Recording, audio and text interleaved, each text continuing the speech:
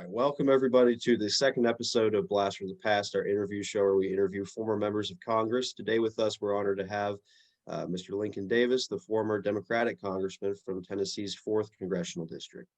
Welcome, Mr. Davis. We're happy to have you on. Could you briefly introduce yourself to the viewers?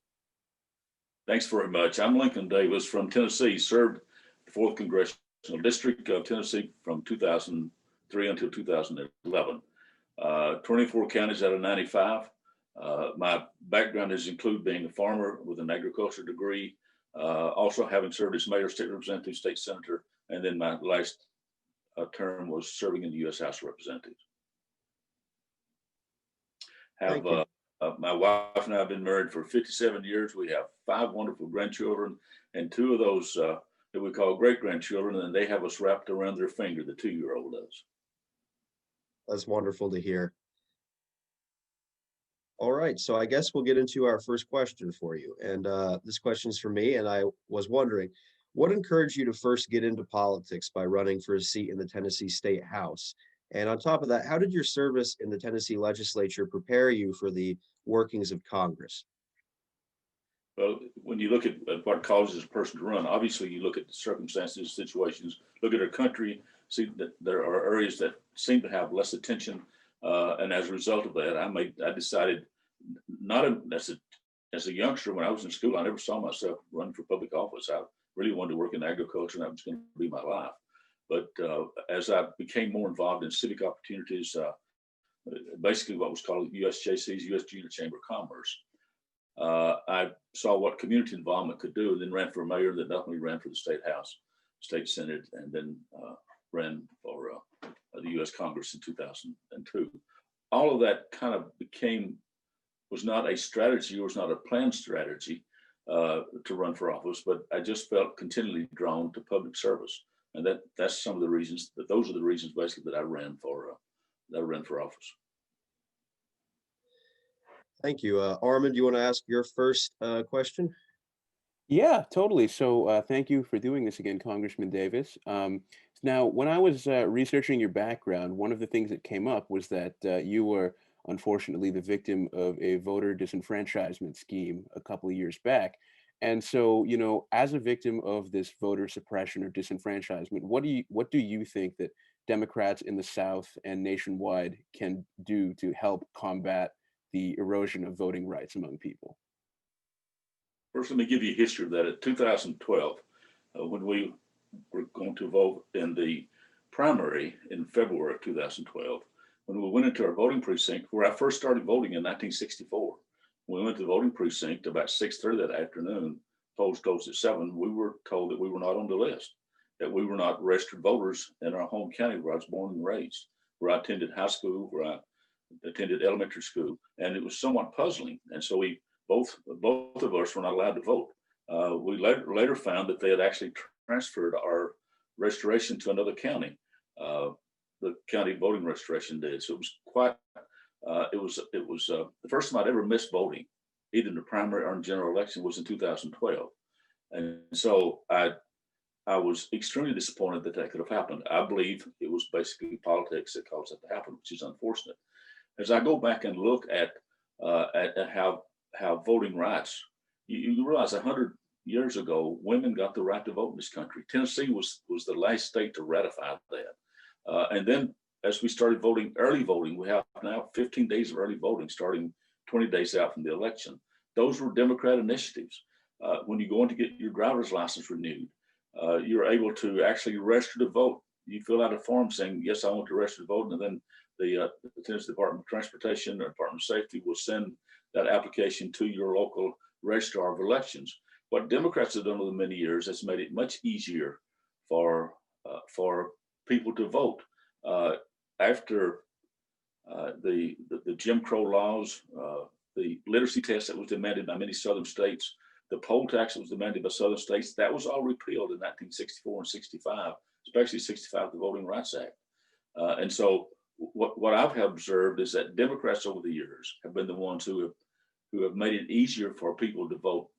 And we need to realize our history and continue to press that and make the public aware of some of the oppressions that are occurring today, such as a congressman who served who served for your county was registered in your county, had an office in your county where you could go to. Your neighbor was the election coordinator, and you get purged from your voting rolls. That just seems to be like that's a little bit too much for that to happen. And so for me, I think that we Democrats have got to continue. I think anyone, not just Democrats, but I think that anyone who loves the Constitution needs to be sure, Republican, Democrat, or Independent, that we make it easier and easier for people to express their views and to do that on election day. Thank you, Mr. Davis.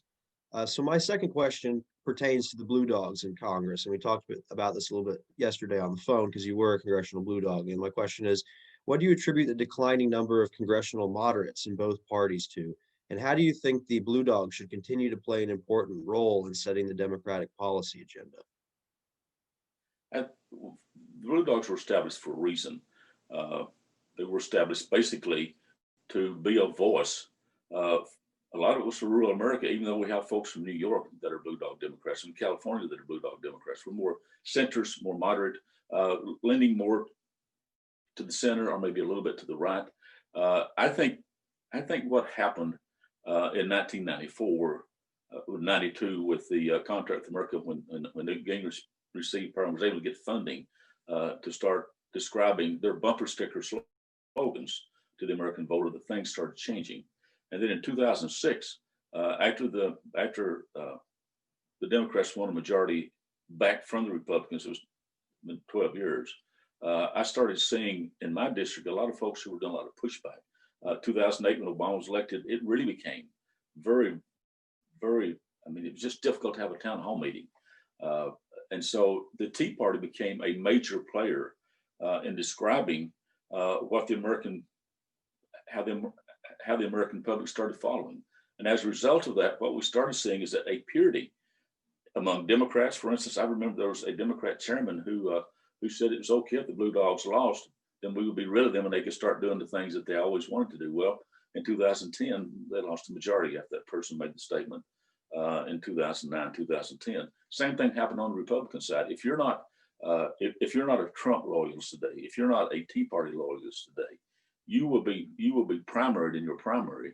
And for people who seek holding public office more than they do seek public service, those folks will yield to the demands of the extremes on the right and the left.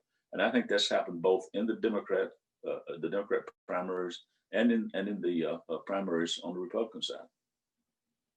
I often say that the left wing believes the right wing is wrong on everything, and the right wing believes the left wing is wrong on everything. And I believe both of them are right. They're both wrong. Yeah, that's a very good way of putting it. And I do think it's interesting with you relating the history of the Blue Dog Caucus, because you're right. Today, recently, even though some of the members just lost re-election in the House this time, but you had people like Joe Cunningham in South Carolina's 1st District, which is more suburban. So you're seeing more of a suburban shift for the Blue Dogs rather than the tradition of rural Democrats, which I think is very, very telling of how things have changed since you left Congress. But Armin, if you want to ask your second question. Yeah, so you brought up the Tea Party and Trump, and so actually I wanted to ask you, so in 2010, Scott Desjardins ended up defeating you for re-election amidst a nationwide red surge. And he has, a ton of scandals that are, very controversial things he's done. And he hasn't really paid a huge electoral price for it at the ballot box. He's won consistent terms to re-election. So I was wondering, do you think that presaged Trump in any way about how a controversial person could say and do controversial things and absolutely just not face any real punishment from the electorate for it? I think the Tea Party movement created a lot of great bumper sticker slogans that people believed. For instance, but making the bumper sticker pro-life, rationed health care, which apparently we're seeing happening today. So what the Tea Party did and what the Republicans have done and what the far right is able to do is to keep their message in front of the public, either through the TV stations that are willing to do that, to the Rush Limbaughs, to talk radio, to conservative blogs. All of those they all seem to fall in line with that bumper sticker slogan of the day. And what happens is that public starts believing that, voters start believing that Democrats are bad people. For instance, in this election cycle, socialism. I can recall 4 years ago, basically in 2017, early 2018, when the extreme left wing of our party started talking about defunding, about abolishing ICE, which is, protects your borders.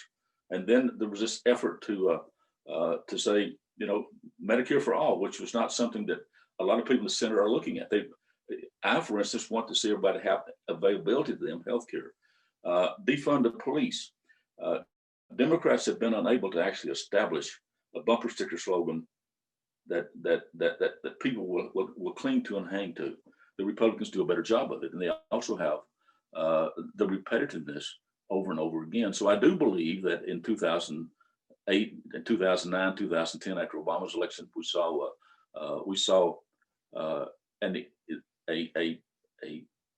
I think policies on steroid that convinced the American public that they ought to be, that Democrats are dangerous. For instance, I guarantee there's not a single person who has Social Security today would give that up. There's not a single person who has Medicare today that would give that up. Most of us were able to go to a public school, not a private school. We want to see our children get a good education and our grandchildren get a good education. We wouldn't give those things up.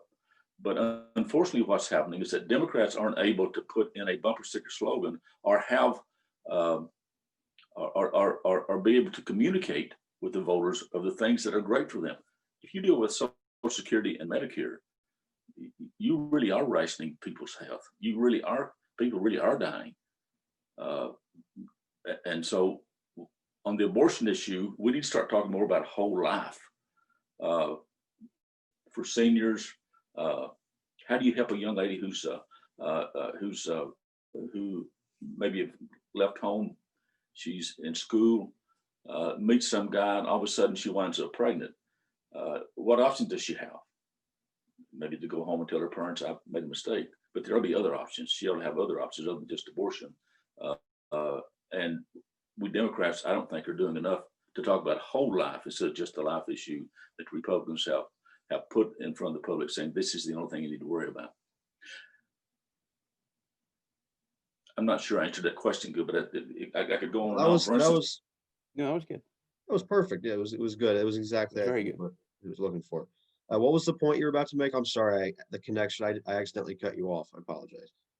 I think what we Democrats also, I think what people who, and I would say Democrats, those of us who love America most, are not willing to point out to the voters, or we haven't done that, especially the Democrats haven't. Since Richard Nixon was sworn in, there have been 19 Supreme Court justices confirmed by the U.S. Senate. Only 4 of those have been recommended by a Democratic president, 2 for Clinton and 2 for Barack Obama. In essence, they've used the Supreme Court as a wedge issue, saying if you don't elect Republicans, then the abortion issue and other moral issues that are important to us we won't be able to control that. But yet they've never overturned Roe versus Wade. There's been nothing to go back and repeal it. For instance, my wife, who taught school, every morning they would have a moment of silence and move on with the class.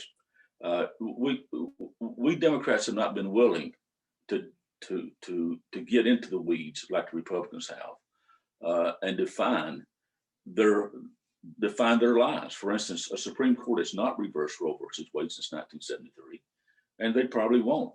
That's not going to happen. I'm sad to say this, but I believe that their only purpose is to use it politically and not to offer any assistance to a young woman who's in distress, that finds herself in a situation that she doesn't have any hope. And as a result of that, the only choice she can do that she sees at the time is maybe to go to a doctor and have an abortion. This thing about the judges, I think the only thing that we see that conservative judges have done is when Citizens United became Citizens United allowed wealthy people to buy an election, and it wouldn't necessarily be their election. It could be whoever's running that will agree to them to do whatever they want them to do. That's another reason we're seeing the difficulties today. I look back to sliced elections and see where small donors gave losing Senate candidates in 2 or 3 different states up to $70 to $80 million when they could use that in areas where the Democrats may have won a Senate seat. Mhm. So It's a very, yeah, I was I'm just sorry. gonna add, that was a very good point about the fundraising, Citizens United. If you don't mind, I was wondering, I was gonna ask my next question, just because, we wanna make sure we get through the last two questions here. Uh, and I was gonna say, what issues can Democrats still connect with rural voters on, considering your district was mostly rural? And how valuable do you think it is that Democrats in Tennessee and around the country continue to court rural voters, even if rural voters continue to vote for Republicans?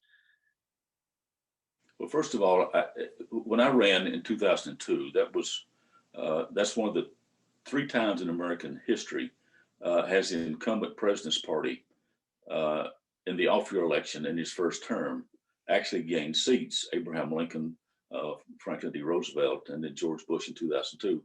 I was one of 3 uh, members of Congress who actually took a seat that was previously held by a Republican. And I did that by talking about the issues that were important to me and was important to the people that I represented. When I first started running in 2001 for Congress, we did a poll and we identified the issues that I felt was important and the issues that I would be voting on if I was elected to Congress. And about 87% of the voters agreed with the positions that I was taking. We didn't identify that was my positions. We didn't identify why the poll was being taken. But I felt comfortable I could win in the 4th Congressional District, which is very rural. It was the third most rural district in America and the 4th lowest income per capita in America out of the 435 congressional seats. So I ran that race talking to people like me and convincing them they should vote for me. I was outspent in the primary considerably. And then in November, we were pretty well equal in spending in the November election. So I think that it's extremely important. Rural people are just good people. I mean, you see us in church on Sunday morning.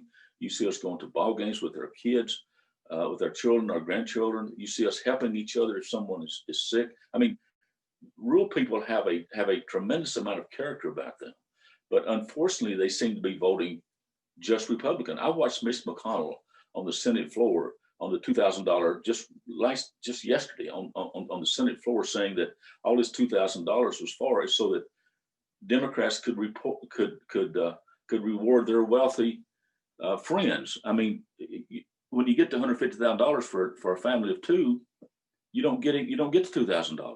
So how in the world can he make such a statement and be allowed to make such a statement without at least pointing out to him that $150,000 a year don't make you wealthy?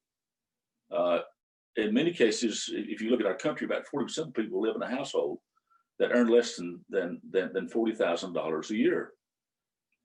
Those are the people who are going to be rewarded by this $2,000 by increasing the $600 to $2,000. Wealthy Democrat friends, they all vote for Republicans, those folks earning that kind of income. So how do we get that message? How do we create a bumper sticker saying Mitch is lying? Mitch just told a lie on the Senate floor. It's not wealthy because if you earn $1 million, you don't get to $2,000. But we aren't able to actually communicate that for some reason to the American voter. Thank you. And Armin, do you want to ask your last question? Yeah, sure. So, leading up to 2008, you notably endorsed Hillary Clinton over Barack Obama. So I want to ask you, how do you think Barack Obama changed the course of the Democratic Party? And how do you think that a hypothetical President Hillary Clinton back in 2009 would have changed the course differently? But the reason I endorsed Hillary Clinton, I'd met Bill Clinton when he first started running. I really wasn't happy with him. But when I met him and the work that he did, I mean, he was a good president. He did some things that I don't agree with. As a matter of fact, some things I'm ashamed of. And I really wish I could take him out behind the barn and take a leather strap to his backside for doing that. I hope that don't get me in trouble. I don't think I'm not saying that in a violent way. But I felt that Hillary Clinton was one of the best prepared people, best prepared persons to run, other than Joe Biden this time, that we've had in history. So was George Herbert Walker Bush. So I endorsed Hillary Clinton because I thought with Bill Clinton there and her winning as the president, that we could see a continuity of what all of us had a dream for in America. My wife was asked one day if she liked Hillary Clinton, and she said, one of her good friends, and she said, I do. And she said, well, why? She said, well, I'm a teacher, and so she supports education. and went on two or three other things. She said, she asked her friend, do you like her? She said, no, I don't. She said, can you tell me why? And she said, well, no, not really. I just don't like her. So, I mean, I endorsed Clinton in 2008 because I felt that with Bill Clinton there and the work that was where we balanced the budget and had a surplus, I felt we could see some continuity of that. But now, and then continue this conversation, I think Barack Obama will go down history as being one of America's great presidents. And it is sad for me to see how people have during the campaign when I ran in 2010, how people were demagoguing him and how the dog whistles just continue to be blown off throughout this country. And I think that I went back recently. Someone asked me how many vice presidents have actually become president. So I got thinking what Harry Truman's didn't. So I went back to see who Harry Truman's vice president was, and it was Barkley, a senator from Kentucky. But as I looked at that map in 1948 when Strom Thurmond ran, all the areas that are red today were all Democrat states except those 4 states that Strom Thurmond carried as a Dixiecrat. He couldn't call himself a Republican, but he called himself a Dixiecrat. And so I looked at that map. You look at it today, and it's just totally reversed. I sense that in the South with Barack Obama's election, there were too many of us white Southern Democrats who lost for it just to be coincidental. Because I had got almost 70% of the vote in 2006 and got it in the low 30% of the vote in 2010. Now you can figure what you can put together 2 plus 2 and come up with 4 and understand what I'm saying. Exactly. Yeah, my friend actually, he made a map of your race. I think if you want to see that real quick, because it kind of pertains to what you've been discussing. Yeah, sure. Hold on one second. Yeah. Do you see that? This was your race, Congressman Davis, in 2006. All of this rural blue everywhere. Yeah. I carried every county except one county, was Williamson County, which was just a part of the district. But that's the only county that I never carried. I carried all 24 counties in 2006 and in 2008. Yeah. Yeah, I did do 2008 as well. Let me see if I can find it. Yeah. I mean, yeah. Yeah, here it is. I mean, you can already see some people are starting to get angry at Democrats with a little bit more red. They were actually angry, much angrier in 2010. The Tea Party and their efforts. I had 10 town hall meetings, and I'd go in and schedule at least 4 hours for the meeting. And we had a microphone for the folks. They lined up just like they are getting the shot today. You're lining up to get a test for COVID-19. Or unfortunately, some are lining up, and this is tragic for our country, lining up to get a basket of food now in this country. Something hadn't happened something that we haven't seen in many years. But those folks would line up and they'd just scream and shout and yell. I sat there for 4 hours and listened to them. And then I'd take notes on all the things that they wanted. There's usually about 5 or 6 comments that they'd want, that they were making. And so I'd answer after we finished up, I'd answer all 4 of those questions and then say, well, I think, and then leave. But it didn't change them. They weren't listening. I had a fellow in Kingston, Tennessee, the town hall meeting was pretty harsh. And I said, well, I try to vote the will of the district. No, you don't, he said. And I said, well, can you tell me 3 votes that I've cast that you disagree with? And he looked at me, and there was a reporter from the Knoxville News Center that was there, and he looked at me kind of funny. And I said, I could see he was struggling. I said, well, can you just give me 2? And he's still struggling. And this really happened. I said, can you give me 1? And he's still struggling. He said, if I was home, I could, before I could get my paper. And so I moved on to the next question to somebody else. I'm thinking, fella, someone's telling you how to think. You're not thinking on your own. You're listening to some ideological right-wing nut job, and they're telling you how to think. And that's what happened in 2010. I mean, it just, for instance, we had trackers who followed us throughout the 2 years after Obama was elected. We had a Republican paid tracker that followed me on every town hall meeting that I had. They never used any of that information. All they did is that if you want to get rid of, they spent right at $5 million in that campaign, not saying Davis voted for this or this or this, because I was endorsed by the National Right to Life, endorsed by the NRA, endorsed by the U.S. Chamber of Commerce, endorsed by the National Association of Manufacturers. I mean, all those things that they thought were interesting to them, they never looked at that. They just saw on TV one after another, ad after another, saying to stop, to fire Nancy Pelosi and stop Barack Obama. You've got to vote against Lincoln Davis. That was the message, and they did it. It's like the guy saying, you know, I don't agree with anything you vote on. Could never mention one thing I voted for that he didn't agree with. Mm-hmm. I think my last question for you in the interview is actually something that ties into your 2010 bid. And I'm just curious, did you at all before your reelection bid see the writing on the wall? Because some of your other rural colleagues in Tennessee who were Democrats holding Republican districts at that point, like John Tanner and Bart Gordon, they retired that year. So I'm just curious, what pushed you to run for reelection in 2010? Our polling numbers were unbelievably, you know, as far, when I tell you these numbers, they're almost unbelievable. We had 68% favorable and 23% unfavorable. 68%, you don't lose a race like that.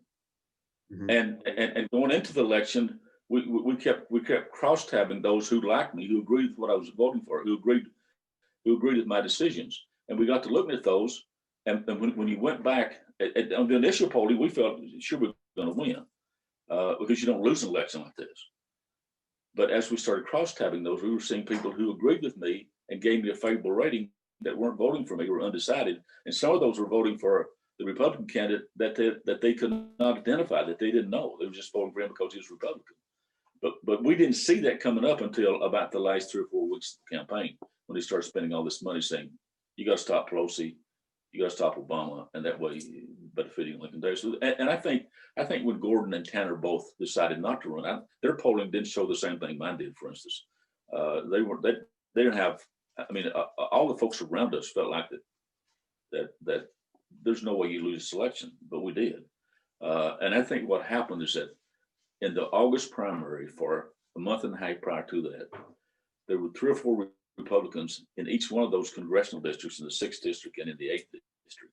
And they were constantly challenging, not necessarily each other, but they were challenging the voters to elect them so they could stop Pelosi, and so they could fire Pelosi and stop Obama. We saw that on Nashville TV. We saw it on Chattanooga TV and Knoxville TV. Just constant. It was the same way in West Tennessee. So the water was poisoned by the time the November election came around. I'd already decided that I was going to run, so I couldn't pull out at that point in time. So we went ahead and finished the race. But it was when you go from almost 70% to 33 to 34% in 4 years, and 58 or 59% 2 years earlier. I mean, those same voters, why did they change their mind? What happened? Thank you, Mr. Davis, for coming on the interview today. And we know our viewers will appreciate it. So